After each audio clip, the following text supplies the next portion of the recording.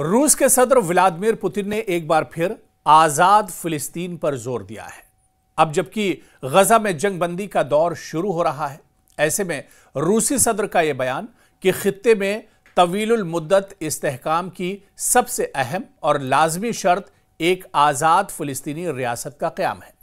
Putin के इस बयान से जहां फिलिस्तीन काज को मजबूती मिलती है, वहीं माहिरीन भी इस बयान के कई माने निकालते हैं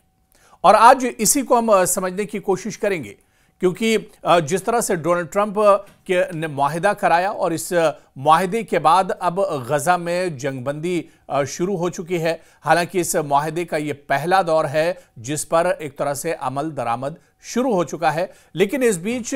रूसी सदर पुतिन का जो बयान है और उन्होंने एक बार फिर से दोहराया है कि आज़ाद फिलिस्तीन वक्त की ज़रूरत है और आज़ाद फिलिस्तीन जो एक लंबे वक्त से मुतालबा रहा है फिलिस्तीनियों का, वो आज़ाद फिलिस्तीन रियासत एक तरह से मिलना चाहिए। इस बयान के आखिर माने क्या कुछ हैं, किस तरह से इस बयान को देखा जाए, क्योंकि एक तरफ इजराइल जिसकी बुरी नज़र एक तरह से फ़िलिस्तीन पर बहुत पहले से एक तरह से बनी हुई है और मशरिक़ वुस्ता में ये एक तरह से लड़ाई की एक बड़ी वजह रहा है, कशीदगी की एक बड़ी वजह रही है। अमेरिका भी यहाँ पर अपना मफाद और फ़ायदा और एक तरह से देखता है और इसके अलावा अब एक और सुपर पावर यानी रशिया और पुतिन भी मशरिक़ वुस्ता पर एक तरह से उनका अमल दखल देखा जा रहा है और जिस तरह से उनका ये बयान आया है, इस पर माहिरीन कई तरह से इस पूरे बयान को देखते हैं। दरअसल पुतिन ने गजा में जंगबंदी के लिए सदर ट्रंप की कोशिशों की हिमायत की है। रूसी सदर व्लादिमीर पुतिन ने अमेरिकी सदर डोनाल्ड ट्रंप की जानिब से गजा में जारी तनाज़े के खात्मे के लिए पेश की गई कोशिशों की हिमायत का इजहार किया है और इन तजावीज़ को क़याम अमन की जानिब एक हकीकत पसंदाना कदम करार दिया है। पुतिन ने कहा कि सदर ट्रंप ने जो इक़दामात और तजावीज़ पेश की हैं वो सबको मालूम है और जैसा कि आपने देखा, रूस ने फौरी तौर पर इनकी हिमायत की। हमें पूरी उम्मीद है कि अमेरिकी सदर के ये इक़दामात अमली शक्ल इख्तियार करेंगे। पुतिन ने मजीद कहा कि यह मंसूबा अरब और इस्लामी दुनिया की जानिब से मुस्बत अंदाज में कबूल किया गया है और इसके मुकम्मल निफाज को खित्ते में देरपा इस्तेहकाम के लिए उन्होंने ज़रूरी करार दिया है। पुतिन ने दो टूक अंदाज में इस मौके पर कहा कि रूस का मशरिक़ वुस्ता के हवाले से मौक़िफ़ हमेशा एक जैसा रहा है और वो ये है कि वहाँ के मसाइल सियासी और सिफारती ज़राए से ही हल किए जा सकते हैं। हम हर उस कोशिश की हिमायत करने के लिए तैयार हैं जो खुरेजी को रोकने और अमन कायम करने के लिए हो। उन्होंने जोर दिया कि खित्ते में तवीलुल मुद्दत इस्तेहकाम का सबसे अहम और लाजमी शर्त एक आज़ाद फिलिस्तीनी रियासत का क़याम है। तो रूस के सदर व्लादिमीर पुतिन ने जिस तरह से अपने बयान में कहा है कि खित्ते में यानी मशरिक़ वुस्ता में तवीलुल मुद्दत इस्तेहकाम का सबसे अहम और लाजमी शर्त उन्होंने जो बताई है कि आज़ाद फिलिस्तीनी रियासत का क़याम होना चाहिए, जिसके खिलाफ हमेशा से एक तरह से अमेरिका भी रहा है और इजराइल भी आज़ाद फिलिस्तीन के हक़ में नहीं है और इसी वजह से मशरिक़ वुस्ता में एक तरह से तनाव और कशीदगी बनी रहती है। लेकिन पुतिन हमेशा से इस बात को कहते रहे और एक बार फिर से जब गजा में जंगबंदी हो रही है, गजा में जब मुआहिदे का जो पहला दौर है वो शुरू हो रहा है, ऐसे में पुतिन का ये बयान बहुत माने रखता है। उन्होंने एक बार फिर से दोहराया है कि मशरिक़ वुस्ता में और इस पूरे खित्ते में सुकून और पीस और अमन जब ही एक तरह से हो सकता है जब यहाँ पर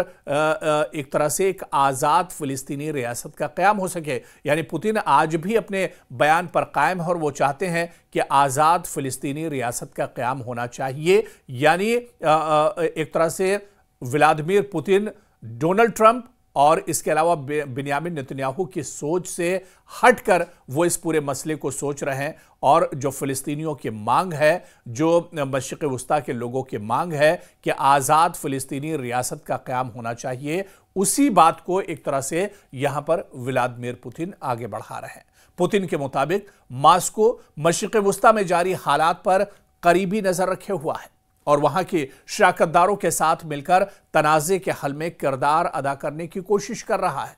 आपको याद होगा कि 29 सितंबर को सदर ट्रंप ने गजा के लिए एक 20 नुकाती जंगबंदी मंसूबा पेश किया है, जिसके अहम नुकात कुछ इस तरह से थे कि तमाम इजरायली यरगमालियों की रिहाई के बदले में तकरीबन 2000 फिलिस्तीनी कैदियों की रिहाई हो, मुस्तकिल जंगबंदी हो, इजरायली फौज का गजा से बतदरीज इनखला हो। और ट्रंप ने ये बाकायदा ऐलान किया कि इस मंसूबे के पहले मरहले पर इजराइल और हमास के दरमियान मुआहिदा हो चुका है।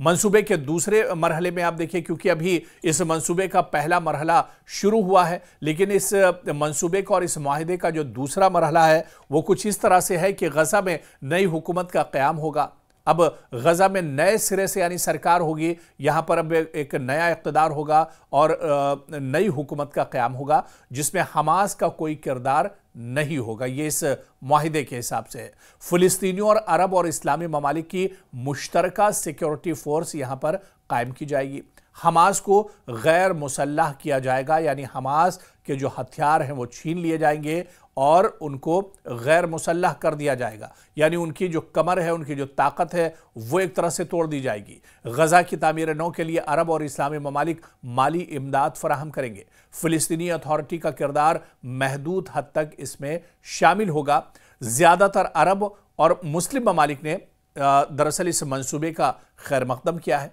ताहम कई हुकाम का कहना है कि इस मंसूबे की कई तफसीलात पर मजीद बहस और मुज़ाकरात की ज़रूरत अभी भी है, ताकि इसे मुकम्मल तौर पर नाफिज किया जा सके। और कहीं ना कहीं इस डील को दरअसल व्लादिमीर पुतिन भी शक की नज़र से देख रहे हैं और इसी वजह से उन्होंने कहा कि आज़ाद फिलिस्तीन रियासत की ज़रूरत है। तो कहीं ना कहीं जिस तरह से ये पूरा मामला सामने आया है, ऐसे में इसे समझा जा सकता है। और क्योंकि जब दो बड़ी जो ताकतें हैं वो कहीं ना कहीं मशरिक़ वस्ता की इस कशीदगी को लेकर बड़ी वजह बनी हुई है, चाहे फ़लस्तीन की बात करें या फिर अमेरिका की बात करें। और इसी तरह से अब